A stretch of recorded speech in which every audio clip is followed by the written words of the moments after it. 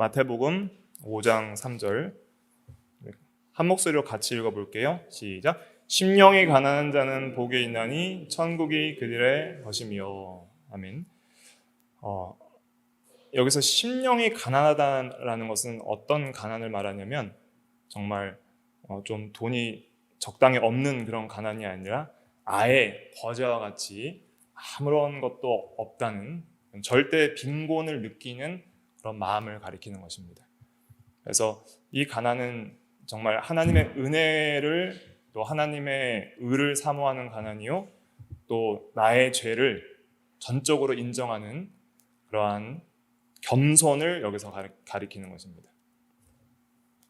그래서 오늘은 제목이 죄와 신자 첫 번째 시간인데, 인간론을 죄의 형벌로 하고 마치는 경우도 있는데 이제 그냥 그렇게 넘어가기는 또 우리가 또 살펴봐야 될 중요한 내용들이 많이 있어서 우리 이제 신자와 죄와의 관계들을 좀 살펴보도록 하겠습니다. 그래서 특별히 오늘 이 시간에는 죄와 신자의 첫 번째 시간으로서 그 죄에 대한 신자의 참된 반응은 무엇인가?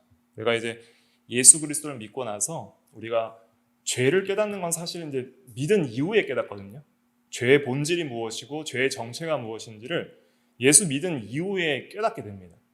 그럼 참으로 예수 그리스도를 회개하고 복음을 믿어서 구원받은 자는 죄에 대해서 어떤 반응을 가지게 되는가를 우리가 교리적으로 살펴보는 것이 우리 신앙에 굉장히 유익합니다. 그래서 여러 귀한 또 서적들을 또 참고했는데 오늘은 특별히 그 조엘 비키 목사님의 개혁파 조직신학 인간론에 보면 그 죄와 믿는 자라는 그런 챕터로서 이렇게 7가지 대지로 그 신자의 참된 반응을 설명을 하고 있습니다. 그래서 이거는 대지 자체가 굉장히 우리에게 적용해서 유익하다 생각해서 거의 비슷하게 이제 끌어왔습니다. 제가 조금 제목을 제가 수정하고 싶은 조금 수정했고요. 그래서 대지를 그대로 끌고 와서 대지를 중심으로 그런 성경적인 근거를 살펴보려고 합니다. 죄에 대해서 이제 우리가 죄의 본질을 이제 살펴봤었잖아요. 인간은 처음 하면서 죄의 본질을 무엇이라고 했습니까? 죄란 먼저는 첫째는 불법이라는 걸 세워야 됩니다. 죄는 법을 어긴 것입니다. 죄는 불법입니다. 그런데 그 불법을 할 때에 우리가 마음으로 짓는 죄도 있고 행위로 짓는 죄도 있죠. 그런데 그 불법을 행하는 죄의 그 본질을 추적해 가다 보면은 근본적으로 그 죄의 궁극적인 뿌리가 되는 본질은 무엇일까라고 할 때 크게 2가지로 말씀을 드렸습니다. 그래서 불신앙과 불순종이다.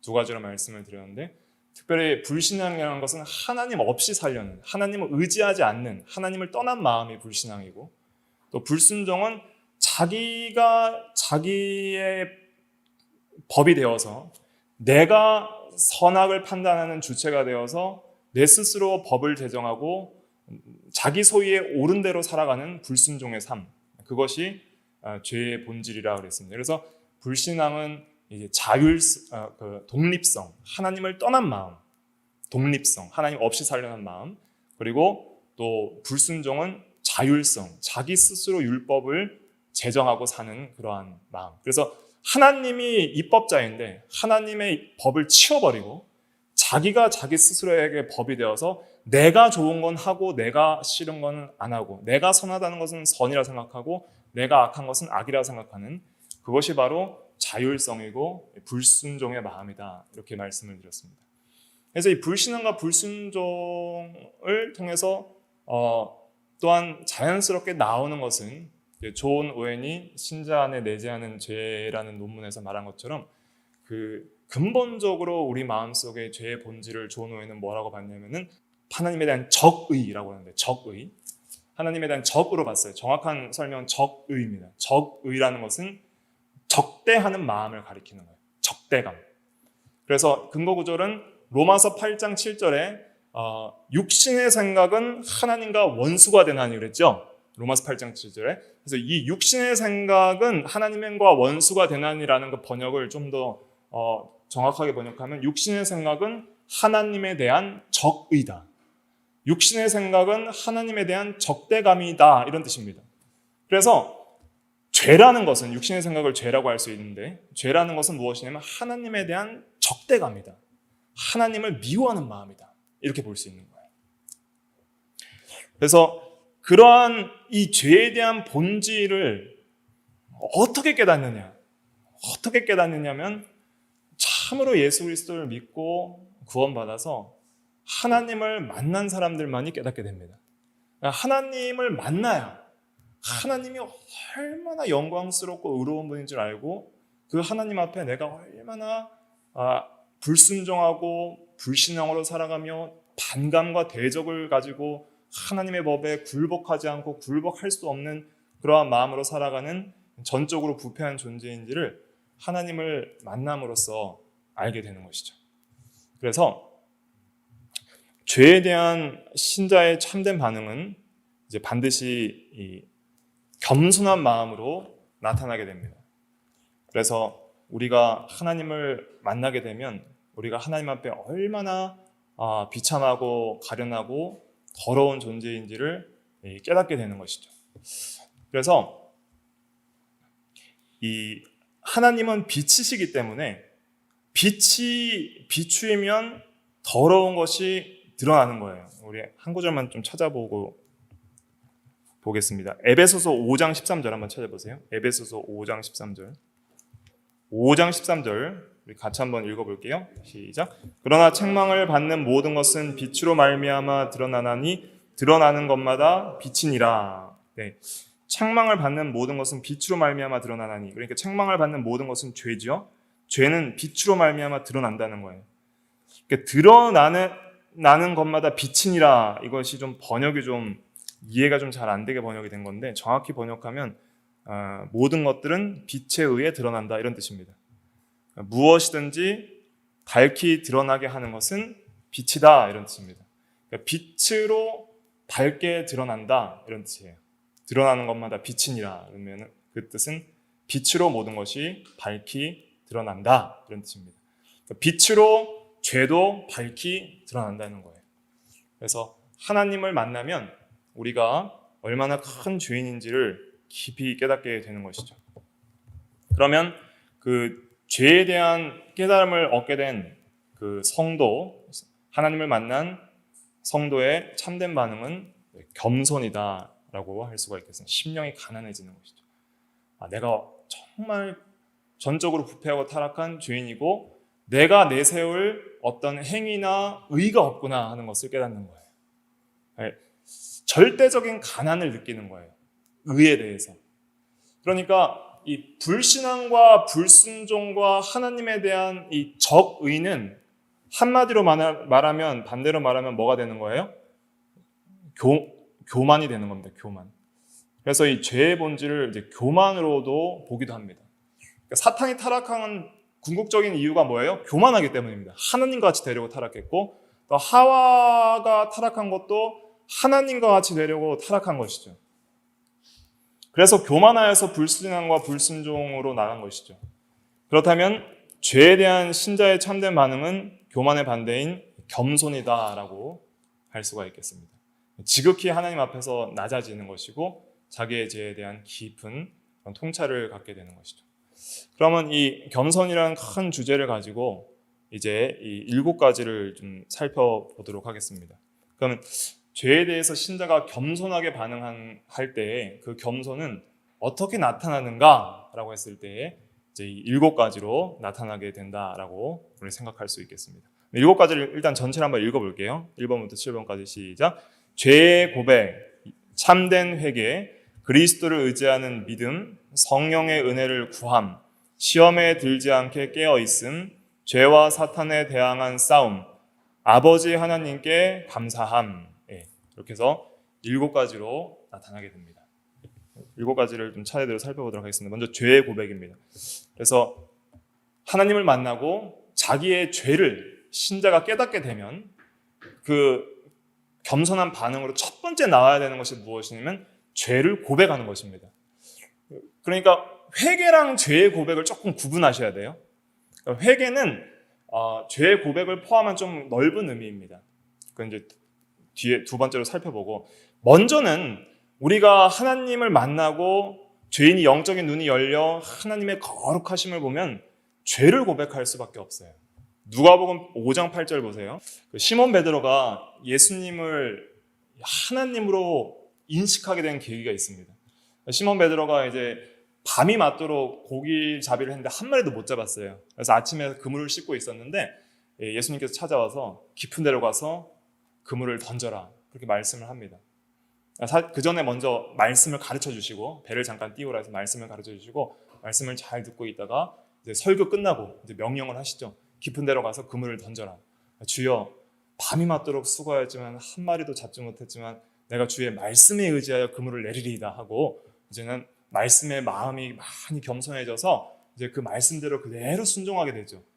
그래서 깊은 데에 가서 그물을 던졌어요. 그 당시에는 깊은 데에 고기가 잡히지 않는 시간이거든요. 아침에는 내렸는데 그때 그물에 가득하게 고기가 잡히게 됩니다. 그때 시몬 베드로가 예수님을 하나님으로 인식하게 되는 거예요. 전능하신 하나님이 바로 우리 주 예수 그리스도구나 하는 그 하나님에 대한 영광과 거룩하심과 절대 주권으로 물고기까지 통치하시는 그 통치자의 권세를 거기서 영적으로 깊이 깨닫게 되고, 그때 그 하나님을 만날 때 비로소 베드로가 자기가 얼마나 큰 죄인인지를 깨닫게 되는 거예요. 그때 바로 무릎을 꿇고 엎드려 이르되 주여 나를 떠나소서 나는 죄인이로소이다 하니 그랬습니다. 그래서 이것이 죄의 고백이에요. 주여 나는 죄인이로소이다. 그 누가복음 18장에 보면 세리가 가슴을 치면서 기도하는 내용이 나오죠. 그때도 뭐라 그래요? 주여 나를 불쌍히 여기소서 나는 죄인이로소이다. 나는 죄인입니다. 이것이 죄의 고백이에요. 나는 주님 앞에 죄인이로소이다 하는 그런 고백이 겸손하게 나오는 것이 바로 죄에 대한 신자의 참된 반응의 첫 번째라고 할 수가 있겠습니다. 그래서 이렇게 하나님을 알고 자기 죄를 깨닫게 되면은 반드시 신자는, 정말 구원받은 신자라면 죄를 고백하게 되는 거예요. 이 죄의 고백을 회심 때 한 번만 하는 것이 아니라 계속적으로 하는 것이 바로 믿는 자의 특징입니다. 그래서 우리가 항상 기도 시간마다 항상 처음에 하나님을 부르고 하나님에 대한 감사와 찬양의 기도를 드리고, 그 다음에 반드시 우리가 해야 될 것은 죄에 대한 고백을 해야 되는 것이죠. 우리가 우리에게 죄를 지은 자를 사하여 준 것처럼 우리의 죄를 사하여 주옵시고, 죄에 대한 고백의 기도가 반드시 기도 시간에 들어가야 하고, 우리가 항상 기도 때마다 이러한 죄의 고백을 하는 것이 바로 신자의 합당한 의무다 할 수가 있겠습니다. 특별히 죄의 고백을 잘한 신앙의 인물 중에 한 명이 누구예요? 다윗입니다. 다윗의 시편을 보면 회개시들이 여러 개가 있죠. 유명한 것이 시편 51편도 있고, 그 다음에 시편 32편을 또 주목해서 보셔야 됩니다. 시편 32편을 원래 오늘 본문으로 잡으려고 했는데 이제 내용상 중간에 넣었습니다. 그래서 같이 한번 읽어볼게요. 32편 1절부터 7절까지만 같이 읽어보겠습니다. 시작. 허물의 사함을 받고 자신의 죄가 가려진 자는 복이 있도다. 마음에 간사함이 없고 여호와께 정죄를 당하지 아니하는 자는 복이 있도다. 내가 입을 열지 아니할 때에 종일 신음함으로 내 뼈가 쇠하였도다. 주의 손이 주야로 나를 누리시니 내 진액이 빠져서 여름 가뭄에 마름같이 되었나이다. 내가 이르기를 내 허물을 여호와께 자복하리라 하고 주께 내 죄를 아뢰고 내 죄악을 숨기지 아니하였더니 곧 주께서 내 죄악을 사하셨나이다. 이로 말미암아 모든 경건한 자는 주를 만날 기회를 얻어서 주께 기도할지라. 진실로 홍수가 범람할지라도 그에게 미치지 못하리이다. 주는 나의 은신처이오니 환난에서 나를 보호하시고 구원의 노래로 나를 두르시니이다. 아멘. 그래서 1절과 2절은 죄사함 받은 은혜를 얻는 자는 복이 있다는 것이죠. 허물을 사함 받고 죄가 가려진 자가 복이 있고 마음에 간사함이 없고 여호와께 정죄를 당하지 않는 자는 복이 있도다. 죄사함의 은혜를 얻은 자, 구원의 은혜를 얻은 자는 복이 있도다라는 것을 말하고 있습니다. 그 다음에 이 3절과 4절은 무엇이냐면 죄의 고백을 하지 않았을 때의 다윗의 모습을 가리키는 거예요.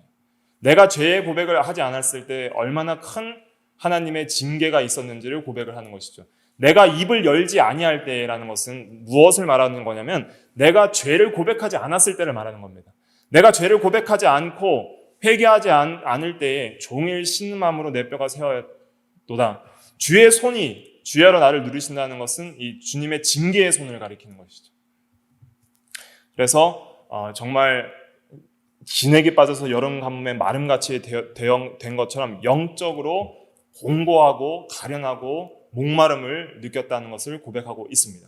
그때 이제 요절이 무엇이냐면 이제 5절이 되는 것이죠. 5절 다시 한번 같이 읽어볼게요. 시작. 내가 이르기를 내 허물을 여호와께 자복하리라 하고 주께 내 죄를 아뢰고 내 죄악을 숨기지 아니하였더니 곧 주께서 내 죄악을 사하셨나이다. 그래서 내 허물을 자복하리라 하고 죄를 아뢰고 죄를 고백하고 숨기지 아니하였더니 곧 주께서 내 죄악을 사하였다 그랬습니다. 그래서 죄사함의 은혜를 경험하게 되었다는 것이죠. 그래서 전에는 숨기려고 했었죠. 죄악을 숨기려고 입을 열지 않았다고 3절에 말하고 있는데 숨김없이 진실로 하나님 앞에 고백을 하고 나니 그때에 죄사함의 은혜를 받았다는 것입니다. 그래서 우리가 하나님 앞에 우리 어떤 죄든지 숨김없이 진실하게 고백하는 것이 중요합니다. 왜냐하면 우리가 죄악을 숨기는 이유는 그 죄를 회개할 마음이 없기 때문이고 돌이킬 마음이 없기 때문에 숨기는 것이죠. 죄를 다 고백하고 진실로 고백한다는 것은 하나님 앞에 1.1획도 죄를 짓지 않고 거룩하게 살기를 원하는 그 열망이 있을 때에 우리로 하여금 죄를 고백하게 하는 것이죠. 그래서 모든 경건한 자는 주를 만날 기회를 얻어서 주께 기도할지니라 그랬습니다. 하나님께서 이렇게 징계하시고 또 죄를 고백할 수 있도록 우리에게 섭리 가운데 인도하실 때에 기도해야 된다는 거예요. 그렇게 기도할 때에 주를 만나고 그리고 기도할 때에 홍수가 범람할지라도 미치지 못하는 은혜를 받게 된다는 거예요. 홍수는 고난을 상징하기도 하고 이런 죄악의 홍수를 상징하기도 하죠. 그러나 정말 회개하고 하나님께 돌이키는 자는 그런 홍수와 같은 고난과 시험, 죄악도 미치지 못하게 하는 하나님의 놀라운 은혜를 얻게 된다는 것이죠. 그리고 7절은 보면 7절도 요절인데 7절 같이 읽어볼게요. 시작. 주는 나의 은신처이오니 환난에서 나를 보호하시고 구원의 노래로 나를 들으시리이다. 그래서 전에는 죄악 가운데 숨었지만 죄를 고백할 때 이제 하나님이 나의 은신처가 되어주시고 피난처와 또 안식처가 되어주신다는 거예요. 그래서 우리는 죄악 가운데 숨어 있을 자들이 아니라 오히려 죄를 고백하고 누구께로 숨어야 돼요? 하나님께 숨어야 된다 하는 것을 이 다윗의 시편을 통해서 볼 수 있는 것입니다. 그래서 우리가 죄의 고백이라는 것은 회심 이후에도 믿는 자의 특징입니다. 참된 성도의 특징이 항상 죄를 고백하는 거예요. 그러니까 죄를 항상 고백하고 산다는 것은 참 죄를 많이 지어서 그렇다기보다는 그 사람의 심령이 정말 영적이라는 것을 깨닫게 되는 것입니다. 그래서 우리는 항상 우리가 부족한 면을 깨닫고 겸손하게 항상 죄를 고백을 해야 됩니다. 그런데 죄를 이제 고백하지 않기 시작하는 때는 어느 때예요? 교만한 마음이 다시 들어올 때예요. 내가 이 정도면 의롭다고 생각을 하고 또 하나님을 떠나서 불신앙과 불순종으로 살아갈 때에는 하나님을 만나지 못하니까 나의 죄에 대한 각성도 없어지는 거예요. 그러다 보니까 죄에 대한 고백도 좀 사라지는 것이죠. 그래서 매일 눈물로 자기의 죄를 애통하면서 고백하는 자는 어떤 자예요? 복 있는 자예요. 그래서 애통하는 자는 복이 있는 저희가 뭐 할 것이며 위로를 받을 것이며 그랬던 것이죠. 그러니까 우리가 항상 죄를 고백하는 겸손한 성도가 되어 나가야 되겠습니다. 두 번째는 참된 회개입니다. 회개라는 것은 무엇이냐면 그냥 하나님 저 잘못했어요 라고 죄를 고백하고 끝나는 것이 아닙니다. 죄의 고백은 회개의 한 요소일 뿐이에요. 회개라는 것은 믿음과 함께 역사하여서 우리의 삶의 방향을 완전히 바꾸는 하나님의 은혜입니다. 그래서 회개는 반드시 뭐가 있어야 돼요? 회개에 합당한 뭐가 있어야 돼요? 열매가 있어야 되는 거예요. 열매가. 회개는 말로만 죄를 고백한다고 끝나는 것이 아닙니다. 말로만 죄를 고백하는 것을 회개라고 착각하시는 분들이 있는데 그것이 회개의 다 전부가 아니에요. 세례요한은 반드시 회개에 합당한 열매가 있어야 된다고 마태복음 3장 8절에 엄히 명령하고 있습니다. 그러므로 회개에 합당한 열매를 맺으라고 마태복음 3장 8절에 말을 했던 것이죠. 대요리문답 76문답은 회개에 대해서 잘 설명을 하고 있습니다. 대요리문답 76문답은 한번 읽어보고 넘어가면 좋을 것 같습니다. 신앙고백집 409페이지에 있습니다. 409페이지. 이 76문답은 회개의 원천이신 하나님, 또 회개의 동기, 그리고 회개의 핵심적인 행위인 그 열매에 대해서 잘 구분해서 설명을 하고 있습니다. 의미를 생각하면서 질문과 답을 같이 읽어보겠습니다. 질문 시작. 생명에 이르는 회개란 무엇인가? 답. 생명에 이르는 회개란 하나님의 성령과 말씀에 의해서 죄인의 마음속에 이루어지는 구원의 은혜이다. 이것으로 죄인은 자기 죄들의 위험성뿐만 아니라 그 죄의 더러움과 추악함을 보고 느끼고 통회한다. 또한 죄인은 통회하는 자에게 그리스도 안에서 베푸시는 하나님의 긍휼을 깨닫게 되므로 자기 죄들을 몹시 슬퍼하고 미워하여 그 모든 죄들을 떠나 하나님께로 돌아와 새로운 순종의 모든 길에서 하나님과 함께 끊임없이 동행하기로 결심하고 노력한다. 네. 그래서 첫째, 회개의 원천은 바로 하나님의 은혜라는 것이죠. 성령과 말씀에 의해서 죄인의 마음속에 이루어지는 구원의 은혜로서 전적으로 하나님의 주권적인 역사를 통해서 회개하게끔 하시는 거예요. 하나님의 은혜로 회개하는 거예요. 그런데 그 회개하게 되는 동기는 무엇이냐면 죄에 대한 깨달음이 있게 되는 거예요. 죄인에게. 각성이 있는 것이죠. 하나님의 은혜를 받고 하나님을 만나고 나니까 죄의 위험성을 알고 얼마나 무서운 죄인 줄 알고 지옥 갈 죄인 줄 알고 그 더러움과 추악함을 깨닫게 되고 느끼는 것이죠. 죄가 얼마나 더러운지를. 그러니까 죄를 너무 미워하게 되는 거예요. 느끼고 통회하는 거예요. 눈물로 죄를 고백하고 회개하는 것이죠. 주여 나는 죄인으로소이다. 눈물로 통회의 기도를 드리는 것이죠. 그래서 통회하는 자에게 그리스도 안에서 베푸시는 하나님의 긍휼을 이제 깨닫고 특별히 죄들을 몹시 슬퍼하고 미워하는 데까지 나가야 됩니다. 미워해야 됩니다. 그리고 죄를 떠나서 하나님께로 돌아와 열매를 맺어야 되죠. 새로운 순종의 모든 길에서 하나님과 함께 끊임없이 동행하기로 결심하고 노력한다. 그래서 하나님을 떠나지 않고 하나님의 말씀대로 순종하고 하나님과 함께 끊임없이 동행하기로 결심하고 그렇게 살기로 노력하는 그런 회개에 합당한 열매가 맺혀지는 것이 생명에 이르는 회개라는 거예요. 그게 진짜 회개라는 거예요. 이런 것이 없이 말로만 회개하는 것은 그거는 죄의 고백으로만 끝나고 정말 그런 생명적인 회개는 아니라는 것이죠. 그래서 이 회개는 참된 신자의 삶의 시작이자 특징이다. 그래서 매일의 삶 속에서 참된 신자의 죄에 대한 반응은 죄를 떠나고 그 삶의 방향을 죄악에서부터 돌이키려는 계속적인 끊임없는 노력이 있어야 되는 것이죠. 그러니까 이러한 신자의 삶이 진정으로 영적임을 증명을 하는 것입니다. 그러니까 내가 정말 성령을 따라서 진리를 따라서 영적인 신앙생활을 하는가 아니면 육체의 소욕을 따라서 하는가는 내 삶에 계속 죄의 고백과 회개에 합당한 열매를 맺기 위한 노력들이 있는가 그걸 점검을 해봐야 되는 것이죠. 또 지속적인 회개는 교회 성장의 본질적 측면이다. 교회가 성장하는 본질적 측면은 회개가 있어야 되는 것이죠.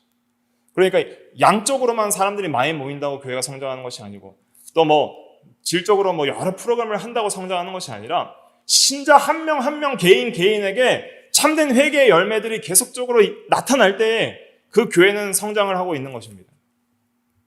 특별히 우리는 어떠한 죄를 회개해야 되냐면 특별히 이 사랑 없음을 특별히 신자가 모든 죄를 회개해야 되지만 특별히 사랑 없음을 회개해야 됩니다. 계시록 2장에 보면은 너를 책망할 것이 있나니 너의 처음 사랑을 버렸느니라. 어디에서 떨어졌는지 생각하고 회개하여 처음 행위를 가지라 그랬잖아요.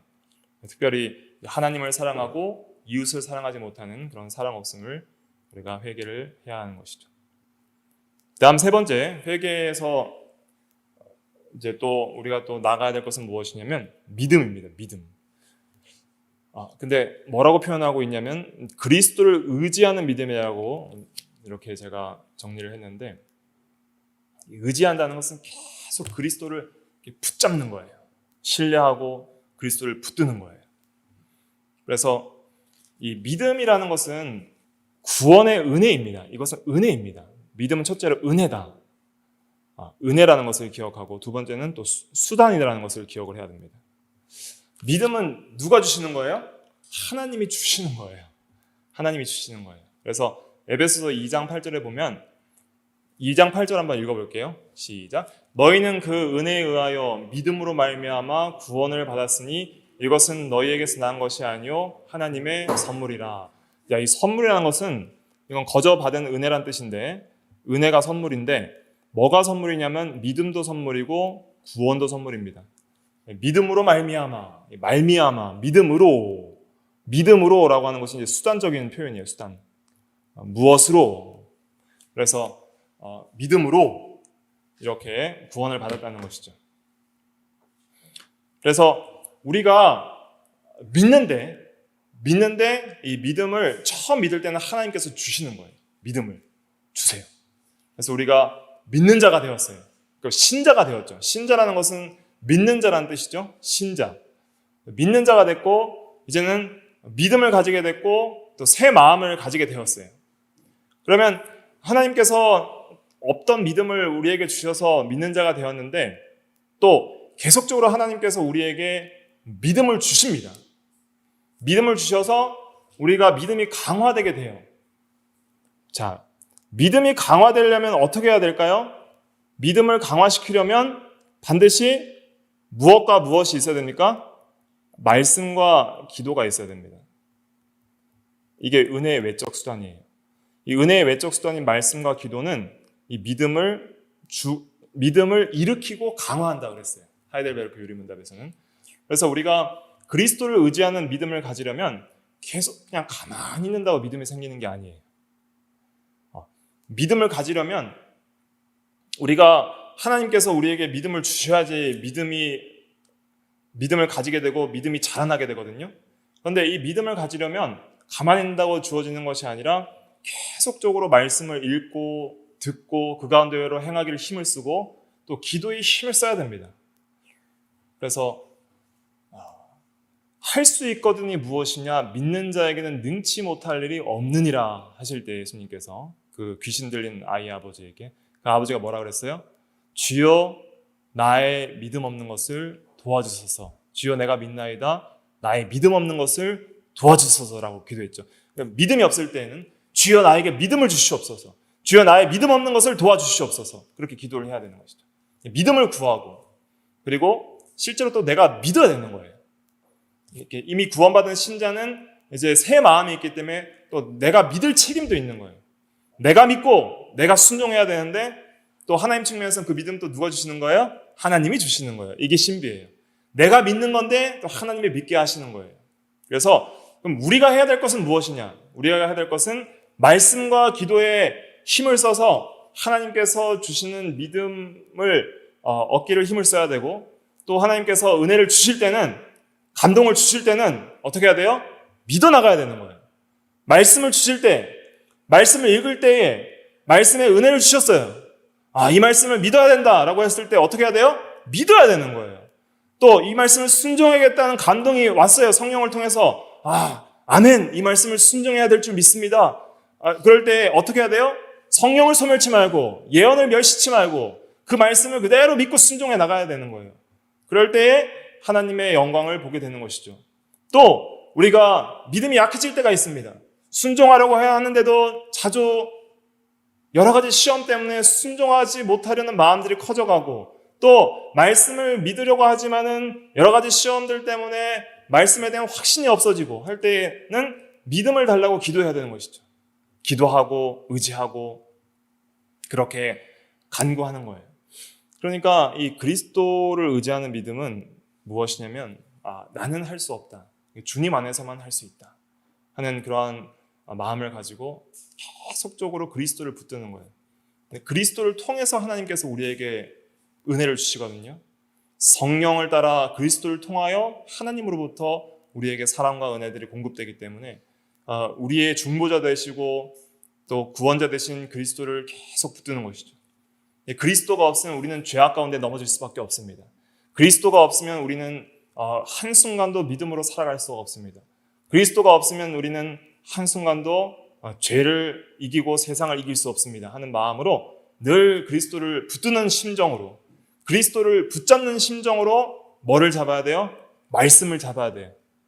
살아계신 우리 주 예수 그리스도를 붙잡는 심령으로 기도를 해야 되는 것이죠. 그럴 때 주님께서 능력을 주십니다.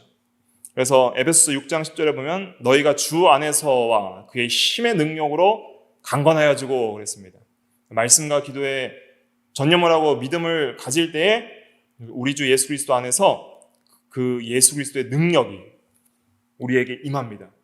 죄를 이기신 그리스도의 능력. 그러니까 인간으로서 유일하게 죄와 사망을, 마귀를, 세상을 다 이기신 유일한 인간, 온전하게 다 이기신 유일한 인간이자 하나님은 누구예요? 그리스도예요. 그러니까 유일하게 이기신 그분의 그 능력이 믿는 자 가운데 역사하는 거예요. 그를 믿는 그 믿음이 그리스도의 능력을 받는 그릇이요, 통로요, 수단인 거예요.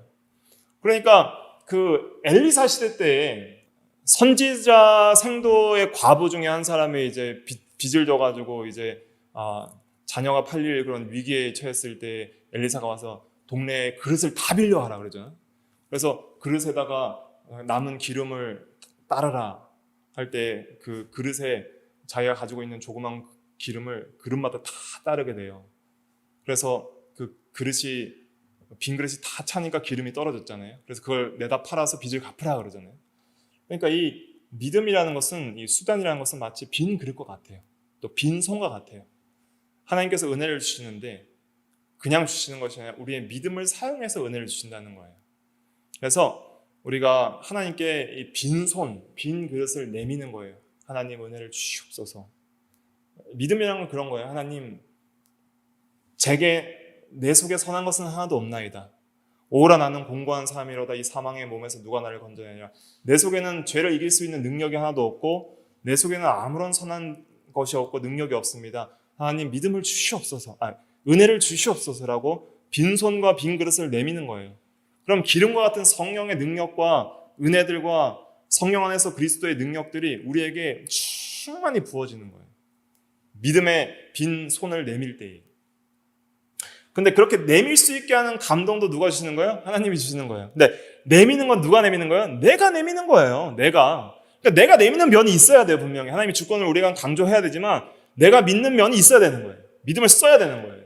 그래서 말씀과 기도를 통해서 감동을 주실 때 믿음의 손을 내밀고 주여 내가 믿나이다 하는 그러한 믿음이 있어야 되는 것이죠. 그럴 때 하나님께서 실제적으로 뭘 주시냐면 은혜를 주세요. 은혜를 주세요. 이 은혜라는 것은 무엇이냐면 객관적인 어떤 구원의 은혜, 예수 그리스도의 십자가 부활, 또 우리가 받는 어떤 구원의 은혜들도 있지만은 특별히 여기서 은혜라고 할 때는 성령께서 주시는 그런 힘을 가리키는 거예요. 이제 다음 순서에 또 나오는데 성령께서 주시는 그러한 힘, 감화력, 그런 것들을 가리키는 거예요. 그래서 죄를 이길 수 있는 능력, 이런 것들을 이제 은혜로 주시는 것이죠. 받은 자만이 알 수 있는 그런 능력들이 있습니다. 그래서 요한일서 5장 4절은 믿음이 세상을 이기는 것이라 그렇게 표현을 하고 있죠. 요한일서 5장 4절과 5절 같이 읽어볼게요. 시작. 무릇 하나님께로부터 난 자마다 세상을 이기느니라. 세상을 이기는 승리는 이것이니 우리의 믿음이니라. 예수께서 하나님의 아들이심을 믿는 자가 아니면 세상을 이기는 자가 누구냐. 아들을 믿는 자가 아니면 세상을 이길 수 없다는 것이죠. 세상은 무엇입니까? 세상은 뭐예요? 여기서 말하는 세상은 죄악된 세상을 가리키는 것입니다. 특별히 요한일서 2장 15절부터 17절에 세상을 뭐라 그랬어요? 이 세상이나 이 세상에 있는 것들을 사랑하지 말라. 이 세상에 있는 것은 육체의 정욕과 안목의 정욕과 이생의 자랑이, 죄악의 3대 요소를 말하고 있죠. 욕심의 3대 요소. 그런 것들을 이길 수 있는 것은 바로 그리스도를 믿는 믿음이라고 하는 거예요. 그 믿음이 우리에게 능력을 주고 그 능력이 우리에게 성령의 기름과 같이 능력들이 부어지고 그 능력이 죄를 이길 수 있고 또 세상을 이길 수 있게 하는 것이죠. 그러니까 이 믿음도 겸손에서 나오는 거예요. 겸손. 그 다음에 네 번째는 뭘 구해야 돼요? 성령의 은혜를 구함. 성령의 능력을 구하는 거예요. 그러니까 성령께서 우리 가운데 함께하사 역사하지 않으면 절대로 우리는 죄를 이길 수가 없습니다. 성령께서 역사하고 성령께서 은혜를 주셔야 돼요. 성령의 은혜를 구해야 돼요. 그래서 너희가 죄 아래에 있지 않고 은혜 아래에 있다고 그러잖아요. 로마서 6장에서는. 한번 찾아볼까요? 로마서 6장 14절 말씀입니다. 로마서 6장 14절 말씀 같이 읽어볼게요. 시작. 죄가 너희를 주장하지 못하리니 이는 너희가 법 아래 있지 아니하고 은혜 아래 있음이라. 은혜 아래 있기 때문에 죄를 이길 수 있다는 거예요. 그래서 은혜는 법적인 죄사함의 은혜뿐만 아니라 실제적인 죄를 이길 수 있는 성령의 능력을 말하는 거예요. 성령의 능력. 죄를 이기게 하는 그리스도의 능력, 성령의 능력을 말하는 거예요. 그럼 그 성령께서 어떻게 능력을 주셔서 하시냐면 로마서 8장 4절 한번 읽어볼게요. 로마서 8장 4절 시작. 육신을 따르지 않고 그 영을 따라 행하는 우리에게 율법의 요구가 이루어지게 하려 하심이니라. 그래서 성령은 진리의 영이에요. 진리 가운데로 인도하시고 진리를 행할 수 있는 능력을 주시고 진리를 깨닫게도 하시지만은 진리를 행할 수 있게 하는 능력을 주시는 거예요. 그래서 우리가 육신의 죄악을 따르지 않고 그 영은 뭘 가리키는 거예요? 성령을 가리키는 겁니다. 성령. 그래서 바른 성경에서는 성령으로 번역을 하고 있어요. 성령을 따라 행하는 우리에게 성령의 은혜를 따라서 성령의 능력을 따라서 행하는 우리에게 율법의 요구인 하나님의 법을 순종해야 될 요구들을 이루어지게 하시는 거예요. 그러니까 율법의 요구가 이루어진다는 것이 이것이 의예요. 의. 실제적 의. 실제적. 우리가 자범죄를 짓지 않고 실제적 성화를 이뤄나가는 의가 이루어지게 하시는 거예요. 죄를 벗어버리고 의의 사람이 되게 하시는 일을 성령을 따라 행하는 신자에게 그의 능력으로 이루어 주시는 것이죠. 그럼 우리가 성령을 따라 행해야 됩니다. 갈라디아서 5장 16절 같이 읽어볼게요. 갈라디아서 5장 16절 시작. 내가 이르노니 너희는 성령을 따라 행하라. 그리하면 육체의 욕심을 이루지 아니하리라. 성령을 따라 행해야 돼요. 성령을 따라 행하는 것이 무엇입니까? 진리를 따라 행하는 거예요. 성령께서 감동을 주세요. 진리대로 살아라. 진리대로 믿어라. 진리대로 행하라. 이렇게 성령께서 믿음을 구하는 자에게 그리스도를 의지하는 믿음을 구하는 자에게 성령께서 그리스도의 영께서 은혜를 주세요. 믿음으로 살아라. 진리대로 살아라. 라고 이렇게 감동을 주십니다. 그때 그 데살로니가 전서 5장에 보면 뭘 소멸치 말라 그랬어요? 성령을 소멸치 말라 그랬어요. 그 감동을 소멸치 말고 이것을 이제 소멸하는 사람이 있어요. 이런 감동을 주실 때 맞다. 이게 진리다. 이대로 믿고 순종해야지 하나님이 기뻐하신다는 걸 확실하게 깨닫게 해주세요. 그리고 그렇게 살아야 된다는 마음도 주세요. 그런데 잠깐 생각이 바뀌어서 그 마음을 철회하고 에이 그래도 어떻게 이렇게 살아. 그래도 이렇게까지 믿음으로는 못 살지 하고 타협을 하고 성령의 감동을 소멸해버리면 성령의 감동이 사라지는 거예요. 그런데 그것을 그대로 아멘하고 끝까지 순종해 나면 그때 하나님의 역사가 일어납니다. 그리고 어떠한 시험 가운데서도 그 진리를 순종하고자 하는 담대한 믿음을 주시는 거예요. 그리고 그렇게 믿음으로 살 때 육체의 욕심들이 사라져 나가고 실제로 하나님께서 우리의 삶을 인도하시는 놀라운 하나님의 인도를 보게 되는 거예요. 그래서 이 성령의 은혜를 구해서 성령을 따라서 행해야 됩니다. 진리의 말씀대로 순종하라는 그러한 감동을 주실 때 그 감동을 따라서 살아가야 되는 거예요. 이러한 감동을 받으려면 항상 뭘 해야 되냐면 이 앞에 걸 다 해야 돼요. 죄를 고백하고 회개하고 그리스도를 의지하는 믿음을 가지면서 말씀과 기도에 힘을 쓸 때 뭐가 와요? 성령의 은혜가 오는 거예요. 성령의 감동이 와요.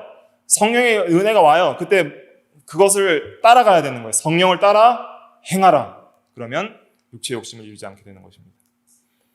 그 다음에 이렇게 계속 따라갈 때에 또 우리는 깨어 있어야 됩니다. 시험에 들지 않게 깨어 있어야 됩니다. 항상 우리가 가장 조심해야 될 때가 언제냐면 은혜 받을 때예요. 은혜 받고 정말 말씀의 감동과 은혜를 받고 조금이라도 죄를 이겼을 그때 마귀 시험이 가장 세게 올 때라고 생각하시면 됩니다. 온갖 시험들이 와서 의롭게 살지 못하게 방해를 하는 거예요. 그때 깨어있는 자들이 되어야 되는 것이죠. 예수님께서는 시험에 들지 않게 깨어 기도하라 그랬습니다. 그리고 골로새서 4장 2절에도 기도를 계속하고 기도에 감사함으로 깨어 있으라 그랬습니다. 데살로니가전서 5장 6절에도 우리는 다른 이들과 같이 자지 말고 오직 깨어 정신을 차릴지라 그랬습니다. 깨어 있다는 것은 기도로 깨어 있는 것을 가리키고 또 항상 이 시험이 어떻게 오는지 영적으로 분별하는 그러한 파수꾼이 성을 지키는데 항상 깨어서 적군이 어디서 쳐들어오는지를 경계하는 그러한 자세를 가리키는 거예요. 내 마음을 지키는 자세를 가리키는 거예요. 죄가 틈타고 있는지 안 틈타고 있는지, 마귀의 유혹이 있는지 없는지, 이 시험이 지금 들어오고 있는지 안 들어오고 있는지 분별하는 그러한 파수꾼의 자세를 가리키는 것이죠. 시험이 오는데 이것이 시험인지 아닌지 분별도 못하는 것은 뭐하고 있는 거예요? 자고 있는 겁니다. 시험이 올 때 이게 시험이구나. 분별이 돼야 되는 거예요. 이거 시험이구나. 그럼 시험을 이기는 힘은 어디에 있어요? 진리에 있는 거예요. 예수님께서 가라사대 이르시되 3번으로 말씀으로 이기셨잖아요. 신명기 말씀으로 이기셨잖아요. 그래서 항상 이러한 시험이 올 때 처음에는 이런 잠깐 근심할 수도 있죠. 또 정말 잠깐 슬퍼할 수도 있지만 이게 시험이구나. 이런 이제 깨달음이 오는 거예요. 이게 지금 시험이구나. 이게 마귀의 시험이고 또 나의 어떤 죄악으로 일어나는 어떤 시험이구나. 이 시험을 잘 이겨야 되는구나. 이 시험을 이기려면 어떻게 해야 될까? 시험을 이기려면 어떻게 해야 돼요? 말씀에 굳게 서야 됩니다. 또 성령의 은혜를 구해야 되고 하나님께 피해야 되는 거예요. 감당할 만한 시험만을 주신다 그랬잖아요. 감당치 못할 시험을 허락하지 아니하시고 시험 당할 때 또한 뭘 내사 피할 길을 내사 너희로 능히 감당하게 하시느니라 그랬잖아요. 고린도전서 10장에. 근데 시험을 이길 수 있는 유일한 길은 뭐냐면 이거 말씀에 굳게 서는 거예요. 항상 죄를 회개하고 똑같아요. 앞에 것 다시 해야 돼요. 죄를 고백하고 참된 회개를 하고 하나님께 돌아가야 돼요. 피할 길은 어디 있냐면 하나님이 피할 길이에요. 하나님을 나의 안식처로 삼고 하나님께 피해야 되는 거예요. 피하면 하나님 안에서 현실적인 피할 길은 주세요. 현실적인 시험이 있는데 먼저 내가 하나님께 피하고 나면 하나님께서 현실적인 것도 피할 수 있는 영적인 육적인 은혜들을 주시는 거예요. 그리스도를 의지하고 믿고 성령의 능력을 구하고 그 다음에 그래서 하나님께 피하고 진리의 말씀으로 시험을 이겨야 하는 것이죠. 그 다음에 이제 우리가 항상 죄와 싸우기를 힘써야 됩니다. 죄와 사탄에 대항한 싸움을 하기를 힘쓰는 것이 그 죄에 대한 신자의 참된 반응이에요. 특별히 우리가 죄에 대한 싸움을 강조하는 것은 히브리서 12장 4절에 있습니다. 히브리서 12장 4절 한번 읽어볼게요. 시작. 너희가 죄와 싸우되 아직 피 흘리기까지는 대항하지 아니하고 그랬습니다. 그러니까 죄와 싸우되 힘써 싸우지 않는다는 거예요. 힘써 싸우지 않는 이유가 뭘까요? 아직 죄를 사랑한다는 겁니다. 아직 내 죄가 얼마나 심각한지 못 깨닫다는 거예요. 죄에 대하여 내가 전적으로 부패하고 타락한 죄인이라는 그 겸손이 아직 없다는 거예요. 겸손하기까지 심령이 가난해져서 낮아지지 않으니까 아직 죄에 대하여 싸울 마음이 없어요. 죄를 그렇게 미워하지 않는 거예요. 죄를 그렇게 슬퍼하지 않는 거예요. 죄에 대해 애통하지 않는 거예요. 죄를 아직 사랑하는 거예요. 그러니까 피 흘릴까지 싸울 필요 없이 이 죄는 좀 남겨놔야 되겠다 하고 죄를 아끼는 것이죠. 그러나 진정으로 겸손하고 통회하는 사람은 죄에 대하여 싸움을 전폭적으로 선포합니다. 내가 죽을지언정 죄를 이기리라 하는 그러한 자세가 있어야 된다는 것이죠. 그 다음에 마귀를 대적하여 싸워야 되는 것이죠. 야고보서 4장 7절만 같이 읽어볼게요. 야고보서 4장 7절 시작. 그런즉 너희는 하나님께 복종할지어다 마귀를 대적하라 그리하면 너희를 피하리라. 그래서 하나님께 복종하는 이 겸손은 복종의 겸손이거든요. 그건 뭘로 나와요? 마귀를 향한 대적으로 나오는 거예요. 하나님께 복종하기 위해서 우리는 마귀를 대적하는 거예요. 마귀는 항상 어떤 마음을 주기 때문이죠? 교만한 마음을 주는 것이죠. 교만한 마음. 불순종하고자 하는 마음. 불신앙의 마음을 주니까 겸손한 참된 성도는 신자는 마귀를 미워하고 대적하게 되는 것이죠. 마지막으로 감사함이 넘치게 됩니다. 겸손은 반드시 감사가 나오는 거예요. 모든 받은 은혜에 대해서 하나님께 감사합니다. 아버지께 감사합니다. 죄를 깨달은 신자의 합당한 반응, 구원받은 신자의 합당한 반응은 찬양과 감사가 항상 넘치는 거예요. 감사합니다. 감사합니다 하는 것이 넘치는 것이 그것이 신자의 참된 반응입니다. 로마서 6장 17절과 18절 같이 읽어볼게요. 17절과 18절 시작. 하나님께 감사하리로다. 너희가 본래 죄의 종이더니 너희에게 전하여 준 바 교훈의 본을 마음으로 순종하여 죄로부터 해방되어 의에게 종이 되었느니라. 그래서 전에는 죄의 종로를 타던 본질상 진노의 자녀였는데 이제는 교훈의 본을 마음으로부터 변화받아 순종하는 그런 의의 종, 의의 사람이 되었습니다. 이렇게 구원받은 신자가 이제 내 죄를 생각해 볼 때, 이 죄로부터 해방시켜 주신 누구께 감사드리는 거예요? 하나님께 감사하리로다. 하나님 감사합니다. 감사 기도가 넘치는 거예요. 죄의 고백에 대한 기도도 넘치지만은 거기에 비례해서 또 감사가 넘치는 거예요. 항상 우리가 감사 기도를 많이 드려야 됩니다. 로마서 7장에서도 사도 바울은 오호라 나는 공고한 사람이로다. 이 사망의 몸에서 누가 나를 건져내려 하면서 죄에 대한 어떤 고백이 있어요?